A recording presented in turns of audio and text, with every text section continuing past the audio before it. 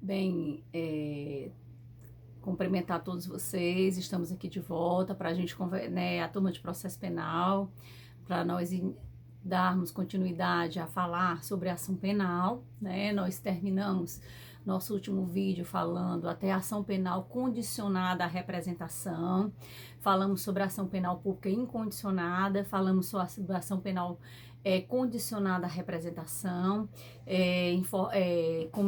conversamos a respeito que a ação penal ela é pública ou privada. Quando a ação penal ela é pública, ela pode ser condicionada à representação ou incondicionada, que em regra, né, a ação penal ela é pública, ou seja, ela é necessário, o Ministério Público, ele é o dono da ação penal, ele funciona no sistema acusatório como acusador penal, ele dá início à responsabilização de um autor, de um suposto autor de alguma infração penal, quando a ação é pública condicionada, e aí falamos também sobre a ação condicionada à representação, a ação penal pública, e que isso quer dizer é que o legislador, ele em razão de uma série de situações, né, de oportunidade, de conveniência para a vítima, ele dá o poder da vítima dar seguimento ou não na ação penal, e através da sua manifestação de vontade.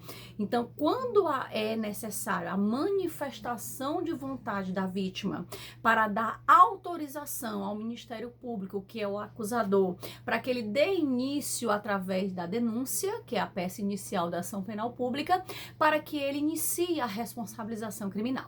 Então, é o termo nós chamamos de representação. E aí nós falamos que essa representação é um instrumento jurídico que não precisa estar expresso, que a simples manifestação de vontade da vítima autoriza o Ministério Público a dar seguimento à persecução penal na sua segunda fase, na ação penal, e na verdade também autoriza o delegado de polícia, na primeira parte da persecução penal, a dar entrada também a instaurar o inquérito policial.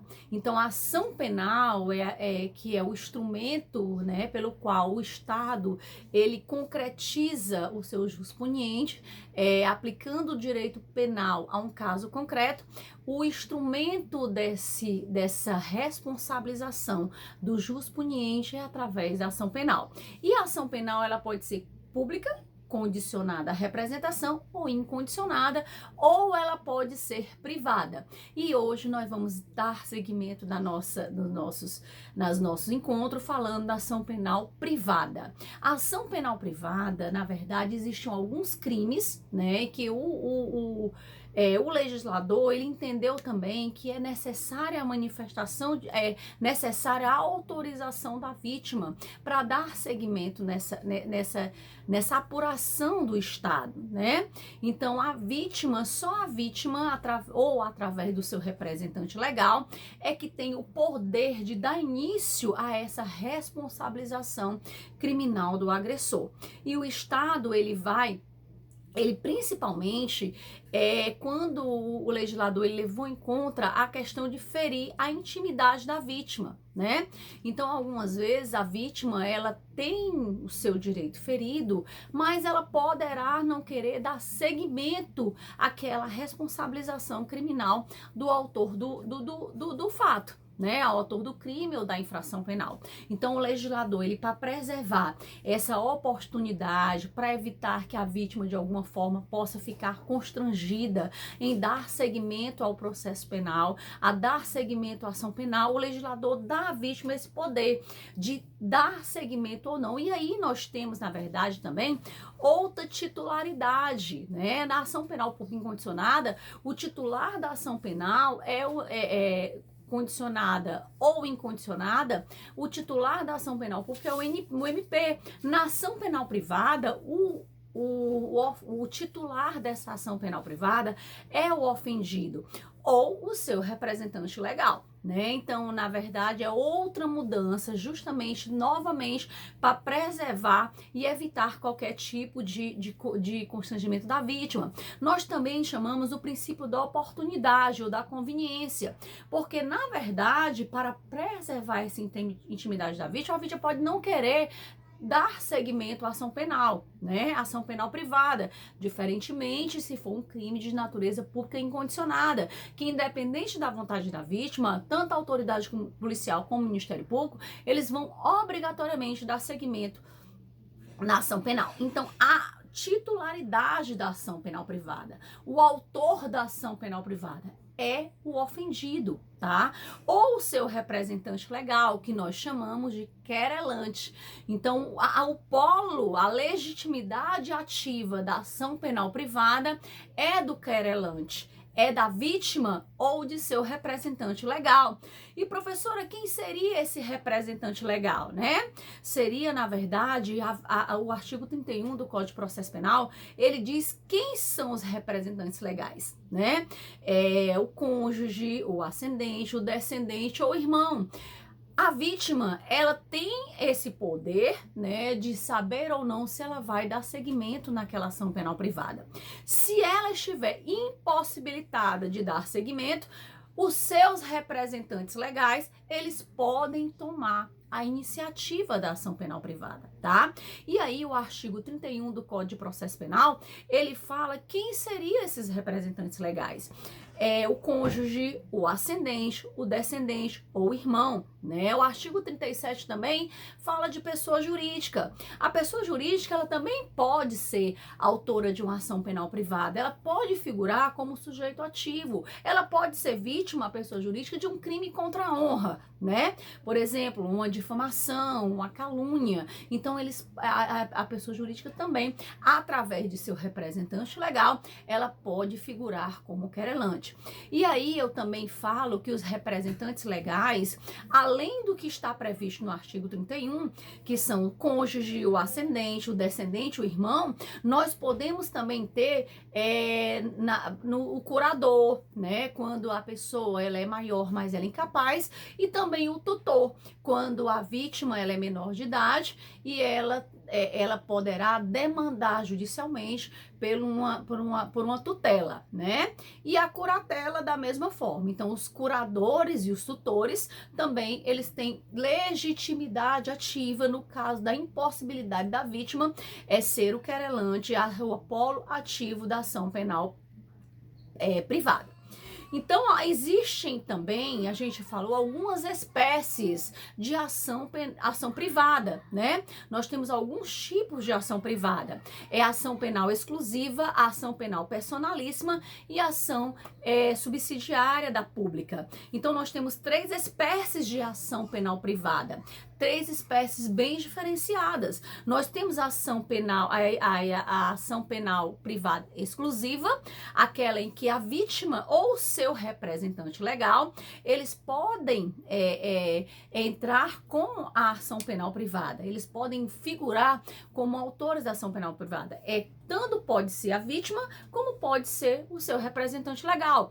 Por exemplo, nós podemos ser vítimas de um crime de difamação. Em caso da possibilidade de a própria vítima, que foi vítima do crime de difamação, eu posso ter um representante legal se eu estiver impossibilitada de entrar no polo ativo da ação. E aí nós temos outra espécie de ação penal privada, que é a ação penal personalíssima.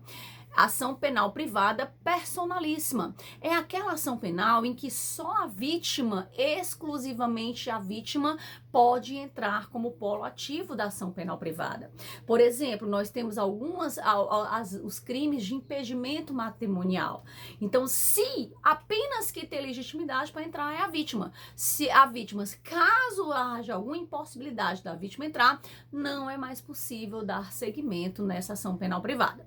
E a outra espécie, né, nós vamos falar um pouco mais adiante, com mais propriedade, é a ação penal privada subsidiária da pública.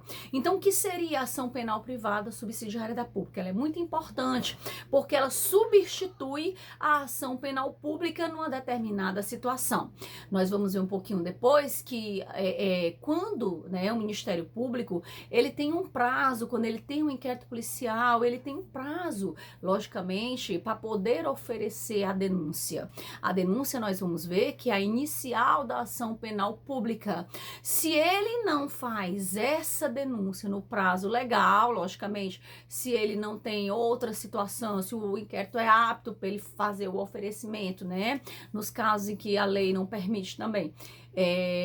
Alguns outros benefícios legais, até recentemente trazidos ao nosso ordenamento jurídico, ele deverá oferecer a denúncia. E ele tem um prazo para oferecer essa denúncia, né? Ele tem um prazo para oferecer essa denúncia. E caso não haja nenhum tipo de oferecimento dessa peça inicial, a vítima, ela não pode perder essa possibilidade, né, de ter o seu direito que foi violado apreciado pelo Estado juiz para que se possa responsabilizar criminalmente o agressor. Então, em razão disso, é possível que a vítima, ela entre com a ação penal privada substitutiva da ação penal pública incondicionada, que na verdade, existiria sim o dever do MP oferecer a denúncia, né? A obrigatoriedade do MP oferecer a denúncia, mas ele não o fez no prazo legal, nem solicitou nenhum tipo de providências outras, e aí é possível sim entrar com ação penal subsidiária da pública. Enfim, né? Essas são as espécies de ação penal privada. Falar um pouquinho sobre a peça inicial da ação penal privada, que é a queixa-crime, né? A queixa-crime também é necessária, que é importante que a vítima, né? O querelante, o ofendido, ele dê entrada na ação penal no prazo de 6 meses, da data que ele tomar conhecimento da autoria. É a mesma situação da representação. Tanto para o oferecimento da representação, da ação penal condicionada à representação, como no caso da ação penal privada, é necessário o oferecimento da queixa-crime no prazo de 6 meses. Esses 6 meses, se não for oferecido no prazo de 6 meses, o direito ele vai decair. O que é o Instituto do Direito Penal da Decadência? A vítima, ela perderá o direito de pleitear, tá certo?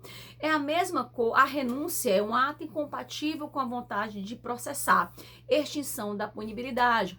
Por exemplo, também pode ser, né, que a vítima, o ofendido, ele não dê entrada na solicitação, na queixa-crime, no requerimento da queixa-crime para ser instaurada a ação penal privada.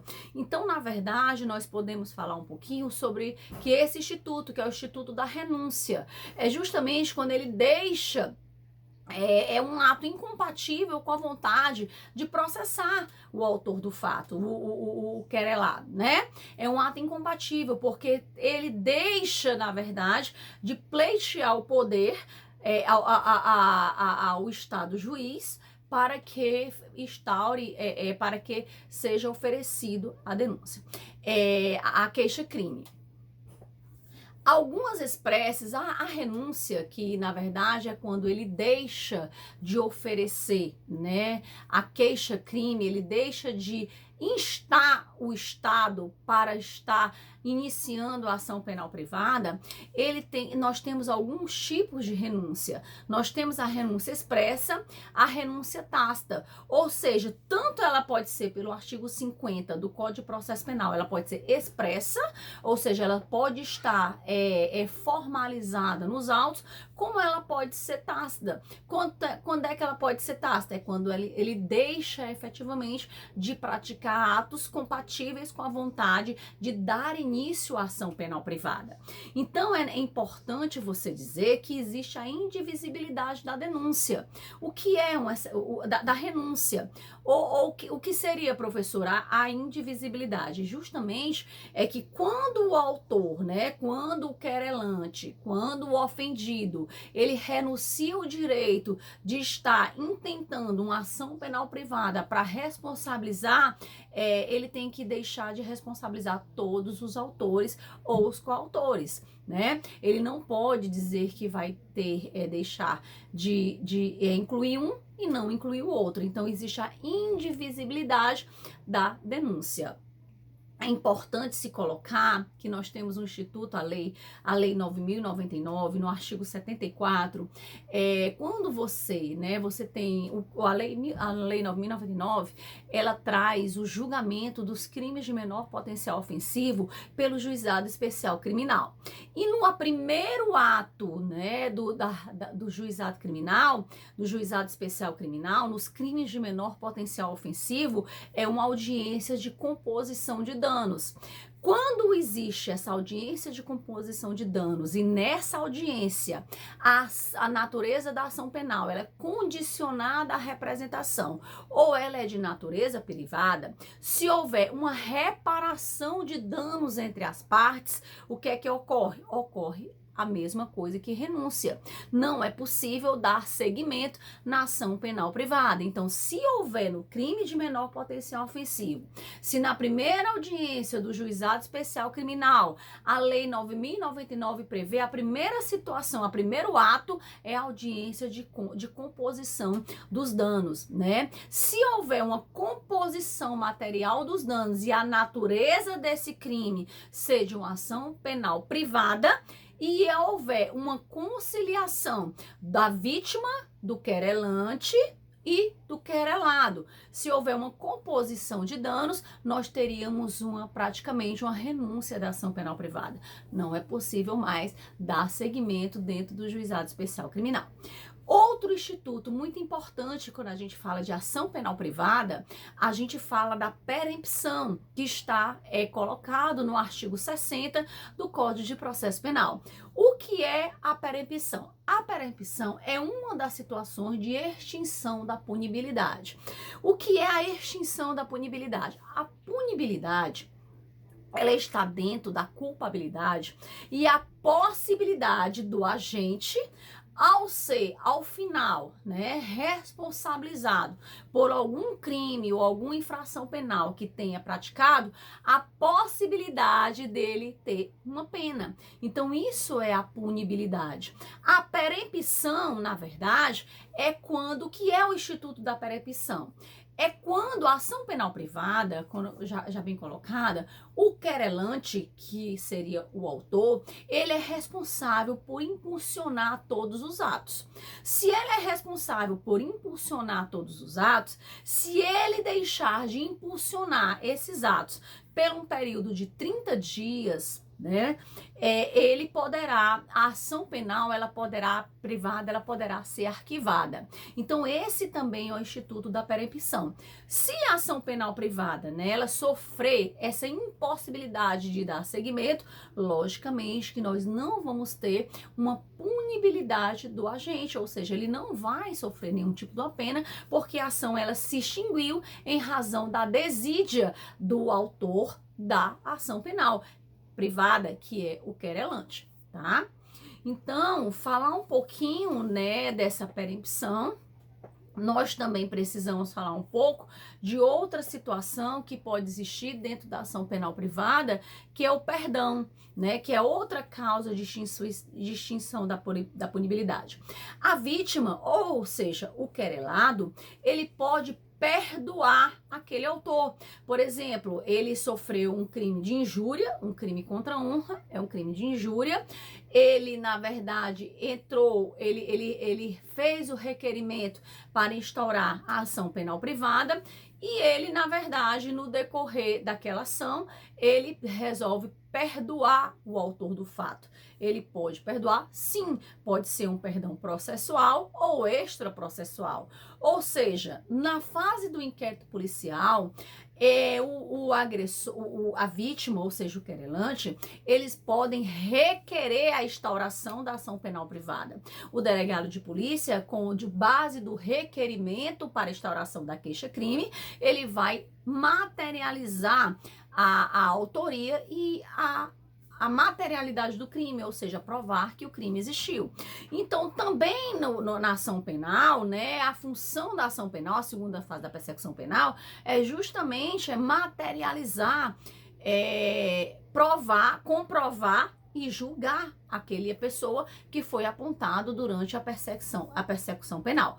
O Ministério Público colocando aqui também a questão da dispensabilidade do inquérito policial, porque o promotor de justiça, ele ou o próprio querelante, eles podem intentar tanto a ação penal pública como a ação penal privada, se eles tiverem provas suficientes de materialidade e autoria, sem a fundamentação do inquérito policial.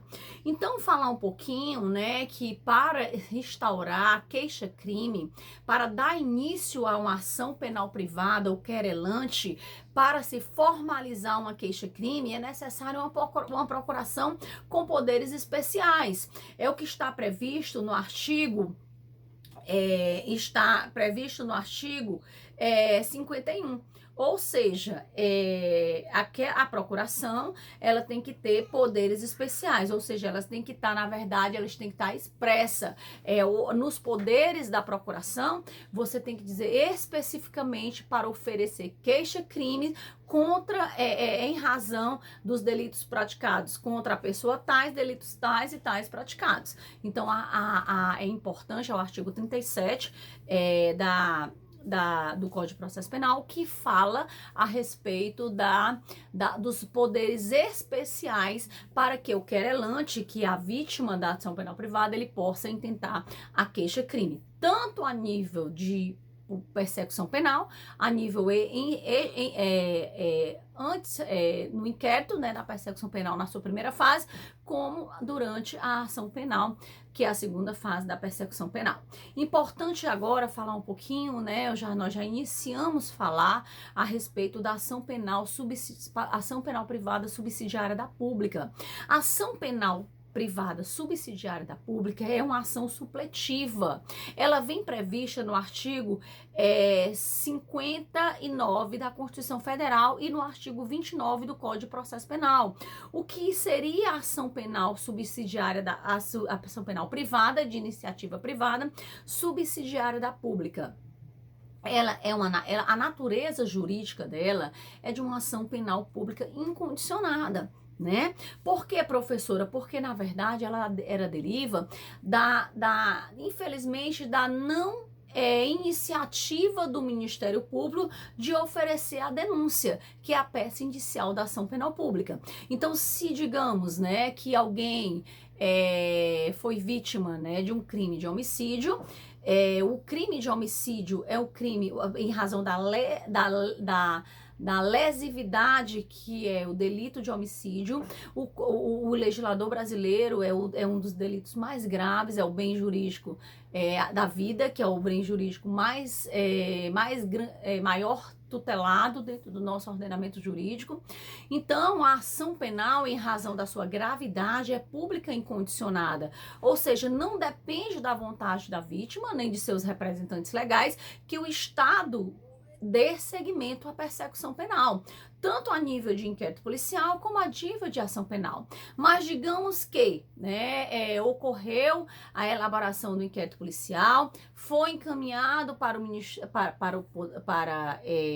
Ministério Público e ele, por alguma razão, não ofereceu a denúncia no prazo legal, que nós entendemos, né, que a denúncia, se não houver a possibilidade de outro instituto, a denúncia ela tem que ser feita no prazo de 5 dias, se o indiciado estiver preso, e 15 dias se ele estiver em liberdade, no prazo do procedimento comum ordinário.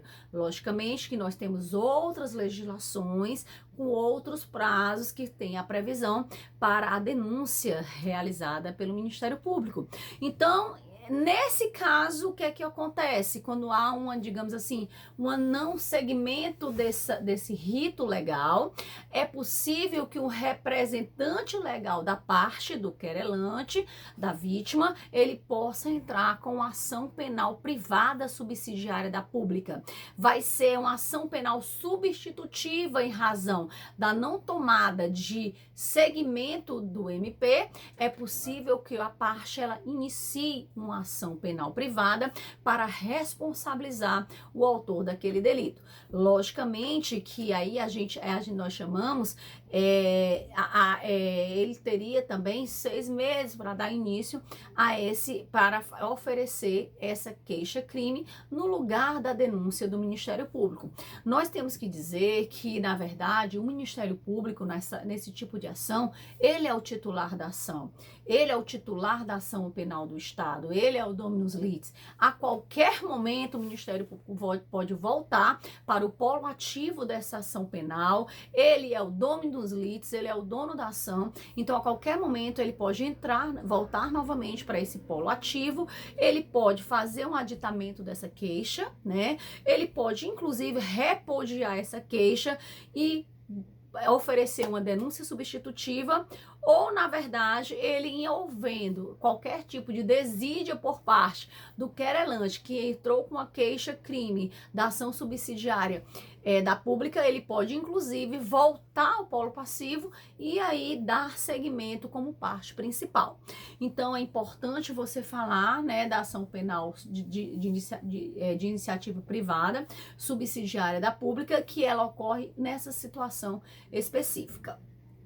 Falando um pouquinho, né, terminamos de falar um pouquinho sobre a ação penal privada, os principais instrumentos da ação penal privada. Vamos agora falar um pouquinho a respeito da denúncia. O que é a denúncia? A denúncia é como se fosse, fazendo um paralelo com o processo civil, é como se fosse a petição inicial da ação penal pública, né? Então, a denúncia, ela é a peça inicial, é a petição inicial. Na denúncia, ela é a petição acusatória oferecida pelo Ministério Público no caso de crime de ação penal pública. Tanto a denúncia, ela funciona como petição, como peça acusatória inicial da ação penal, tanto se ela for condicionada à representação ou incondicionada. Na verdade, quando a vítima, né, ela oferece a representação, a ação penal, ela é pública, na verdade, o titular é o MP. Então, também a peça da ação penal pública condicionada à representação, a peça acusatória inicial, é a denúncia. Então, falando um pouquinho da denúncia, né, eu falei um pouquinho dos prazos para oferecimento da denúncia. Nós temos o prazo comum de 5 dias se o indiciado, o réu, estiver preso, e de 15 dias se ele estiver em liberdade. Falei também anteriormente que existem várias outras legislações, várias outras leis que têm a diferenciação de prazo. Por exemplo, tráfico de drogas são 30 dias, né? Então, para a conclusão do inquérito policial. Então, na verdade, algumas legislações você tem alguns procedimentos, prazos diferenciados. Para ocorrer uma denúncia, né, é imprescindível que a denúncia, ela, como a petição inicial, ela tem requisitos, ou seja, ela precisa cumprir algumas situações específicas. Então, falamos um pouquinho de requisitos da denúncia. Primeiro, é importantíssimo falar do artigo 41 do Código de Processo Penal, que ele fala dos requisitos da denúncia. A primeira situação que a gente tem que falar é a respeito da narração do fato e todas as circunstâncias. Então, o primeiro requisito que tem que ser olhado na denúncia é que os fatos, eles têm que ser narrados de forma muito criteriosa.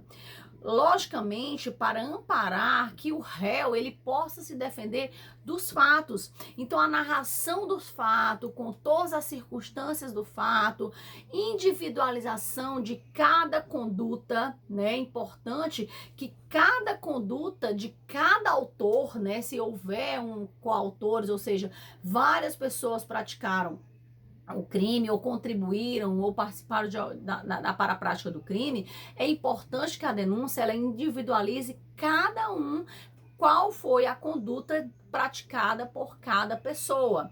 Aí é importante isso aí, a denúncia ela tem que vir devidamente especificada. É importante falar a respeito da identificação do réu. A denúncia ela só pode iniciar uma ação penal se o promotor de justiça ele estiver uma pessoa individualizada.